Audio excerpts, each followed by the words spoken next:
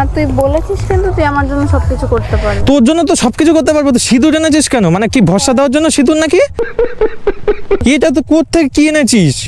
এটা আমাদের বাড়ির পাশে কালী মন্দির থেকে এনেছি। আবে ও পাগল হয়েছিস? এ দাঁড়া, আন্টি মাকে কল করছে, আমি বলছি তোমার মেয়ে পাগল হয়ে গেছে। উফ, বুকে ব্যথা করছে ভাই। ওরকম করে না না, বুকে ব্যথা শুরু হয়ে গেল আমার। লাভ নেই, তোর যদি ভালোবাসার প্রমাণ দিতে হয় তোকে এইভাবে। বুকে ব্যথা করছে আমার, শ্বাসকষ্টের মতো হয়ে গেল শুনে। সাধারণ মানুষ শুনে স্ট্রোক করবে ভাই সব কথা।